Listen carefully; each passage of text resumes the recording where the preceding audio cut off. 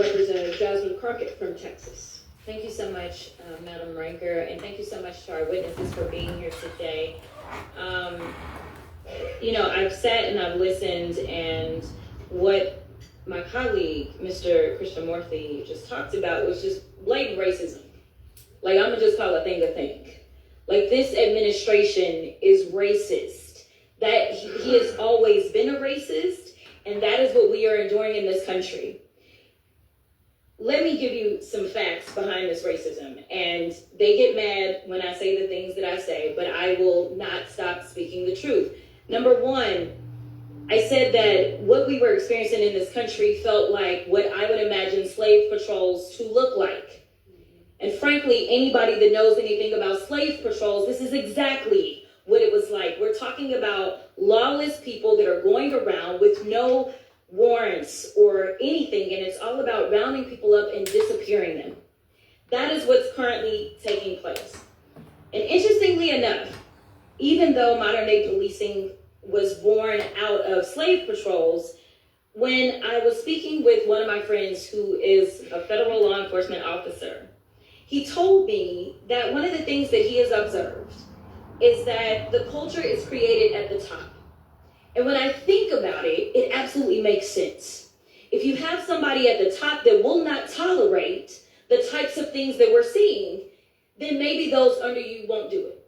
But we know that we have a racist at the top. He has called himself the head law enforcement agent in this country, and therefore everybody has decided that it is okay to take off their hoods and mask up as ICE agents. Now, we talked about how they have hidden themselves, but again, it reminds me of the Klan. That is why I proposed the Clear ID Act, to make them identify themselves, because it is dangerous for law enforcement as well as individuals, because you don't know, especially with ICE going around and doing the things that thugs do. They're busting out windows, they're breaking into homes, they're breaking people's arms. This doesn't sound like law enforcement, it sounds like thuggery to me. But just like you can have somebody at the top that sets the tone for ugliness going down, you guys are blessed, because in the city of Chicago, you have a mayor. You have a mayor that has decided that he will not back down, he will not bend to this administration, and instead he will stand up for the people. You have a man of valor that is going up against a villain, and I think that we have to make sure, especially while we're in his city, that we recognize his leadership, because it is invaluable. Now, some people think that this is all about Chicago. But I want people to understand that this cancer is infecting us everywhere. And if you don't think that it can come to your city, well, I've got news for you. You see, we've been talking about the cruel and unusual punishment that is in violation of the 8th Amendment that is being handed out. And honestly, it's a spit in the face of every American that we have an actual convicted felon that feels aggrieved to the extent that he feels like he's owed hundreds of millions of dollars when people are literally dying under our watch. Recently, I just sent a letter, it looks like on October 22nd, to Kristi Noem. And one of the things that I laid out is that we have seen the most detainee deaths in ICE custody in a single year in decades, with 20 deaths in the last 9 months compared to 24 deaths in the prior 4 years. Now this week, we learned that an individual who went to the Dallas ICE field office for a routine visit, meaning that they were doing things the quote-unquote right way, they were detained. They knew that this individual had diabetes and required insulin every 2 hours. Despite ICE having been told this, the individual was denied access to their medication for 8 days, resulting in hospitalization. There are some that say that we are making America great. But to me, it doesn't feel like greatness, it feels like grossness. And in fact, I want to ask a few questions, and it doesn't matter who answers them. Is it great or gross to go into people's houses and drag them out in the middle of the night? Gross. Is it great or gross to make people afraid to do something as simple as go to school? Gross. Is it great or gross to make hard-working people say, I am too scared to show up to my job.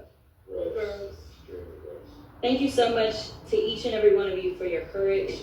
Thank you so much for showing up. And Miss O, I want to tell you that I understand that your mother is being detained in El Paso. I did go and visit that facility. I want you to know that I am always on my job. I'll get back.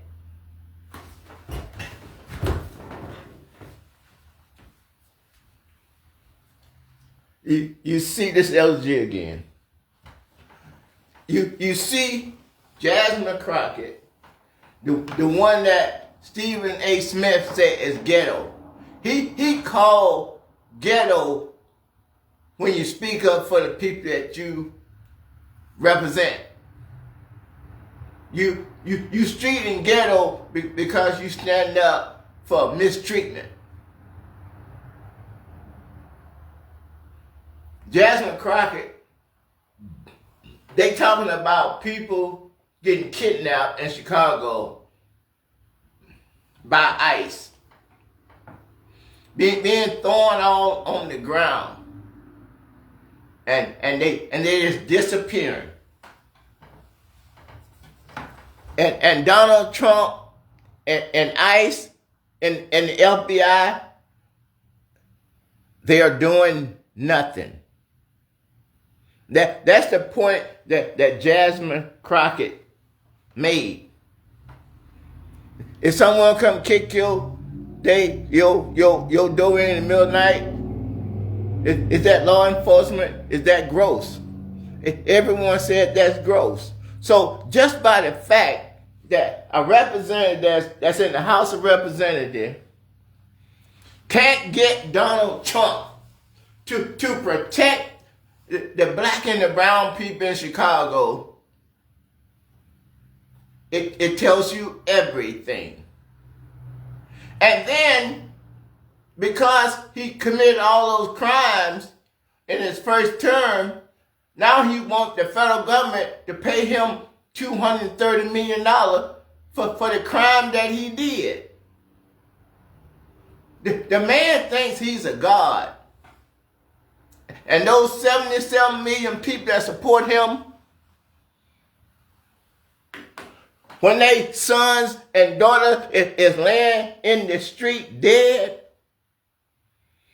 I'm going to see how they're going to be laughing then. How they going to be joking then. You just ain't got to the people yet that's not going to let you kick in their door without putting some bullet holes in you. You just ain't got to them people yet. You ain't got to the people that don't care no more about the law than you do. You ain't got to them yet. You harassing the law abiding citizens. What about when you get to the people that's just like you? What are you going to do when you get to the people that don't care nothing about the law just like you? Your sons and your daughters and your grandson and your granddaughter is going to die. Because them people ain't going to let you misuse them. A strong man, a lawful man, ain't going to let you treat him like nobody in the front of his kids. Or in the front of his wife. You may think you're doing something with the people that's trying to obey the law. But what are you going to do when the people going to start shooting you on sight? What you going to do when the ICE gets shot from the rooftops? I don't want to hear nothing. You don't care nothing about the people in Chicago that's being snatched off the street, that's being kidnapped and abused. You don't care nothing about them. The Constitution is supposed to look out for everybody the same, with the same respect. I don't believe in violence. I don't. I'm a man of God. But I can't tell my sisters and brothers just to lay down. You seeing people being kidnapped. You seeing people disappearing. It can make it all the way to a hearing in Washington, D.C., where Congress is trying to make these no good Republicans do the right thing by the black and brown people. And the Republican is fighting against it.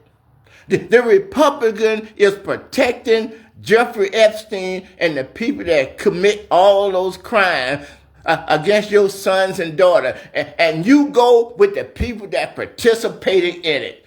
If you supporting a man that his best friend was the #1 pedophile in U.S. history for over 15 years, and their best friend, they doing the same thing. They like the same kind of girls. You ain't nothing but a hypocrite and a liar, and no one should respect you at all. I don't care who you are, white, black, Asian, anyone that support a 34 convicted felon. And talking about you care about people not doing crime. Or a man that been sexual assault. Just imagine your wife in a department store going into a dressing room. And a man go up in that dressing room with your mama or your daughter or your sister or your niece. And press her up against the wall and put his finger inside of her. And the United States government, the FBI, the Homeland Security, the CIA, the Attorney General, they are all protecting the pedophiles. That's a violation of the Constitution right there. Come on, you prejudiced white people. You know Obama could never do that. Obama couldn't even wear a tan suit without you complaining. You ain't nothing but liars and hypocrites. And I know you done went too far to turn around now, because I already know. I done been on the bad side. I understand when you're on the bad side, in order for you to stay free, you're going to do everything in your power when you're on the bad side to stay free, because you don't want to go to prison. The Supreme Court set that madman loose. The Chief Justice or the United States Supreme Court, he got 5 other ones to go along with him that they know in the Constitution that no man, woman, or child is above the law. And they made Donald Trump above the law. John Roberts is more guilty than Donald Trump, because Donald Trump would have never had the intelligence to do what John Roberts did. But I never heard John Roberts claim that God had spoke to him personally, or that he's the second coming, so I can't call him a blasphemer. I can say he's a liar and he's no good, and I can pretty much guarantee that he's a racist. Mike Johnson, covering up for pedophile. You know that Mike Johnson, the Speaker of the House, you know Mike Johnson know what's in those files. You know Kristi Noem know what's in those files. You know Pam Bondi and Cass Patel know what's in those files. And they covering it up so the American people, even if Trump in there, they guilty just by hiding the evidence and lying about the evidence. Do you know when you're in a job like that, lying is a crime? If you ain't been trusted with secrets to lie about it and all that, that's a crime. You should lose your job for that. But Trump just letting them get away with all of it. Pete Hegseth in the Defense Department blowing up people in Venezuela just on fishing boats with no due process. Whenever they catch Pete Hegseth in another country, he's not exempt like Donald Trump. They're going to take Pete Hegseth to The Hague. And they're going to prosecute Pete Hegseth for war crimes. All the crime, a cover up that Pam Bundy is doing with the Attorney General, she's going to be tried for her crimes. Kash Patel covering up for a pedophile and for a racist. They're not exempt. When the Democrats get back into Congress, they're going to subpoena all that information, and then they're going to give it all to the public. And then the public is finally going to see all the evil that they've been doing, all the lies that's being told about Democrats, about black and brown people. It's shameful. It is shameful that a race of people, knowing that they're getting ready to be the minority, is acting a fool. Some people may would have forgave you, but no, you just kept on and on. Instead of admitting you wrong, you just keep on committing evil on the top of evil, on the top of evil. We got to do something. We just can't let you continue. You need to go to prison for all the wrong things that you did. Had the people snatching people off the street, running into people's cars. God said you got to be punished for that. Because if you're not punished, you're going to regroup and you're going to come back again. That's what you did in the Civil War. You regrouped and you came back again. But this time, we're going to make sure that you don't rise up no more. We got to get rid of these hate groups. How is it fair to let a hate group march through a community, a black and brown community, when that hate group hates you because of your color? How are you going to give somebody a permit to march through a black and brown community? Whatever law enforcement let that happen, they racist too. I would never give a hate group, somebody that hate a race of people, I'm going to give them a permit to march through the people community you hate. That is crazy. That's insane. You know why they do that? Because they want the black and brown people to shoot them down so they can start a civil war.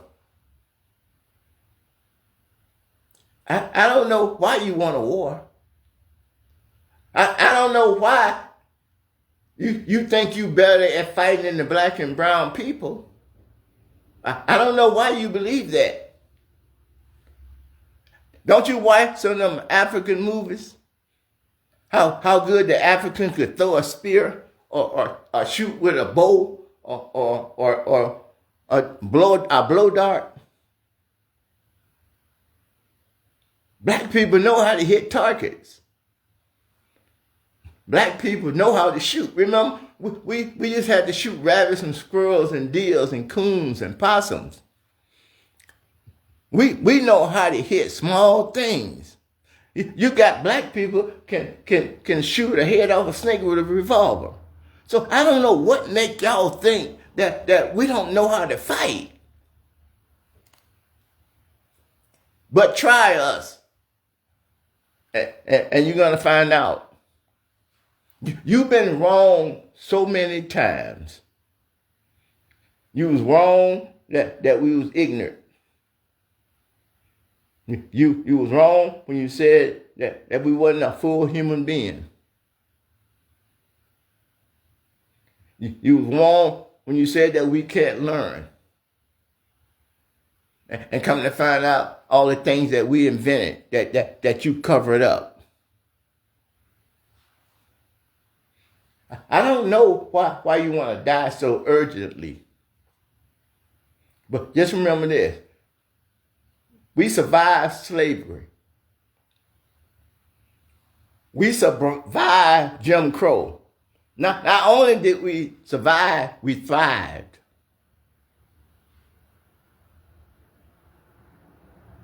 And you think that we're going to sit there and let you take away our constitutional rights that's given to us by the Constitution and it's also given to us by God. The black and brown people is not scared of. We ain't never really been afraid, but we wanted our race to survive. Now, from 2019 up until now they trying to do the very thing they did in the 1600s, in the 1700s, in the 1800s, when there was only a few million people. Now it's 40-something million blacks, around 70 million Hispanic, Latino, Mexicans, like 25 million Asians and Arabs and Native Americans. We basically half the population of America. What are you going to do? What are you going to do? It's on 10% of you around the world. What are you going to do? You want to die that bad? You want your kids to die that bad? You want your grandkids and your great-grandkids to die that bad? Because if you try to take the black and the brown people constitutional rights away, and the rights that's guaranteed them by God, that's exactly what you're going to get. Like I said, I don't preach violence. I preach love. I preach joy, and I preach truth. I try to do everything I can from October to try to slow down this train that they're heading for a head-on collision. That's why I come on YouTube and Facebook and Instagram. Because we need to stop this before a whole bunch of people die just because somebody is prejudiced. Just think about when you go visit your loved one's grave and you're there looking at all the tombstones that's out there. And you said that these men lie here dead because their parents and their grandparents and their great-grandparents taught them hate. And you're going to sit there and look at all that death before your eyes. And on top of that, you're going to lose the battle. You're going to lose the battle. You're going to sit there and ask yourself, how can my grandparent or my great-grandparent or my great-great-grandparent through 400 years teach hate against black and brown people just because they don't like them? Look at all these prejudiced white people spread it out there, all them tombstones. All them people died because of hate. They can live anywhere in America they want to as long as they got the money. They can buy land anywhere they want to as long as they got the money. But because of hate and not going to let black and brown people rule over them, they were willing to let their sisters and brothers and nephews and aunties and children and grandchildren, they're going to let them all die. How selfish can you be? How low down can you be? Just look back at the Civil War and see all your fathers and your grandfathers and your great grandfathers, all them people that died in the Civil War. You ain't forgotten nothing. You ain't changed. You ain't got no better. Matter of fact, you done got worse. All that death from fighting the Spaniards, from fighting Britain, from fighting the Native America, from fighting the Mexicans. You still ain't learned nothing. All that death. And you still ain't learned nothing. How evil can a human being be to lower themselves down to that standard? You must have some real problems. You must have some real weakness that you can't stand black and brown people. Man, it's a shame. It's just a shame to think how low you think of yourself. That's it for this evening. Bye-bye.